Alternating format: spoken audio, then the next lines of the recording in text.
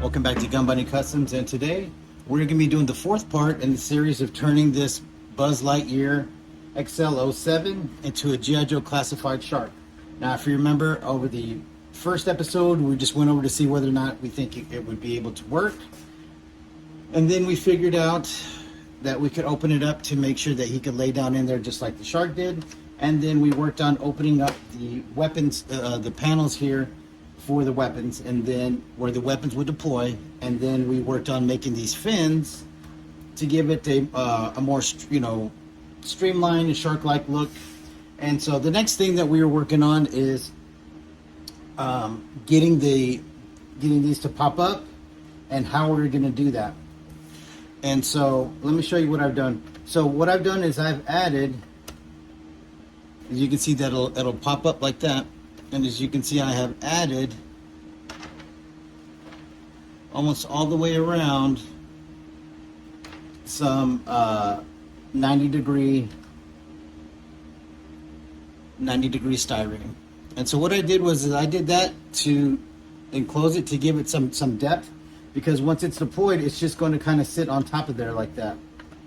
Once it's open, and it'll sit cleanly like that. And you can see where I have marked where I'm going to drill the holes and then put the barrels. So once it's popped up, it'll kind of sit up on there like that, and that's the way it'll hold.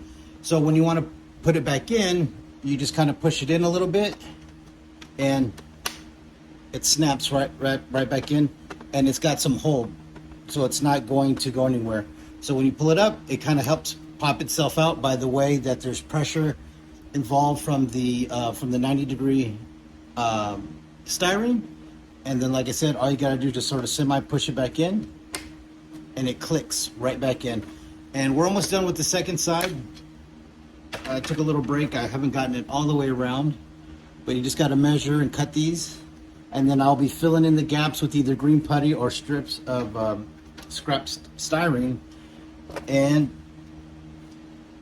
you just, like I said, line them back up with that hole, with the holes that are in there. And then same thing, you just click it right back in. And so that way they stay nice and secure, they don't just fall out. And then you also kind of have that nice kind of clicking, sending it home kind of sound. All right, so then I'm gonna finish that, and then I'm going to, like I said, I'm be drilling the holes, because I tried to think of how it would actually lay out. So whatever weapon was in there, it's gonna be, the majority of the length of this, because there's gonna be, whatever receiver, the ammo that's going in, and then the barrel. Now I wanted it to go here in this portion, but as you can see, it has that lip there. Let me see here. As you can see, it has that kind of lip there, and that's because of this lip here. So it's actually a little bit lower, so it wouldn't really work that well for a to put the weapons behind that. So I'm gonna put them here, and it's gonna go along with about right here, about the length of it, and then they're gonna come out right here. So I'm gonna drill 2 small holes there, and I'm gonna kind of French in just the barrel of some scrap guns that I can find, and then they'll be glued in here. And so you really won't even be able to see them, unless you take this all the way out and look at the bottom.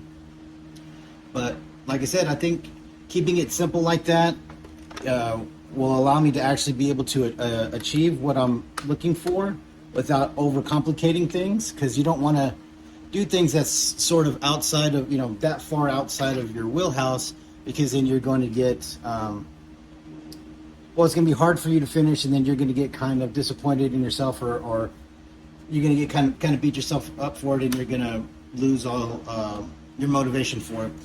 But that's it for now. So that's how I'm going to be building the inside of this. And like I said, it pops right up, sits right there. And once everything's painted, and the inside of this is painted black, and then the outside is going to be painted, I don't know if I'm just going to do white like that, but I'm sure there's going to be more than just white. It sits in there, and it looks nice and clean when it's deployed like that. And same thing with this other side. See that? How it pops up real sleek and clean like that. Then you also have the fins. That's exactly the look that we're looking for. And you can display it just like that in attack mode. Or like I said, if you want to, you can press it in, clicks in. Same thing with here, press it in, and that clicks in, and you're nice and sleek. All right, so that's going to be it for this episode. The next thing that I'm going to be working on is going to be the floor in here.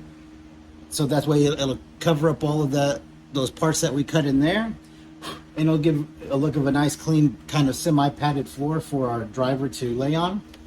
And then we're going to work on the handle system here, or whatever it is that I'm going to end up doing. That's going to hold the 3 divers at the bottom for when it's in submarine mode.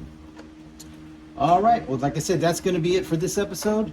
Thank you for tuning in, and we'll see you next time.